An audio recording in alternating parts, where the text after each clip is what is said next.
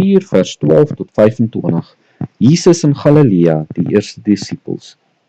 En toe Jesus hoor dat Johannes in die gevangenis gesit was, het hy na Galilea teruggegaan. En hy het Nasaret verlaat en gaan woon in Kapernaum aan die see, in die gebied van Sebulon en Naftali, sodat vervul sou word wat gespreek is deur Jesaja die profeet, toe hy gesê het, die land Sebulon en die land Naftali, na die see toe, oorkant die Jordaan, Galilea van die heidene, die volk wat in duisternis sit, het 'n groot lig gesien, en die wat sit in die land en die skaduwee van die dood, vir hulle het 'n lig opgegaan. Van toe af het Jesus begin om te preek en te sê, bekeer julle, want die koninkryk van die hemel het naby gekom.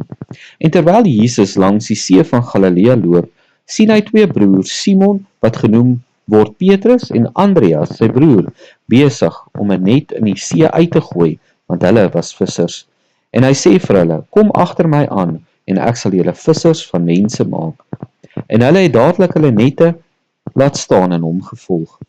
En toe hy daarvandaan verder gaan, sien hy 2 ander broers, Jakobus, die seun van Zebedeus, en Johannes, sy broer, in die skei saam met hulle vader Zebedeus, besig om hulle nette heel te maak.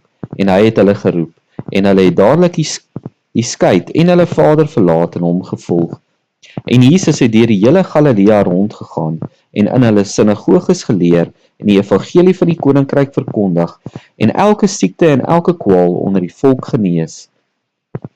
En die gerig aangaande hom is versprei oor die hele Sirië, en hulle het na hom gebring almal wat ongesteld was, wat gekwel was deur allerlei siektes en pyne, en wat van duiwels besete was, en maansiekes en verlamdes, en hy het hulle gesond gemaak.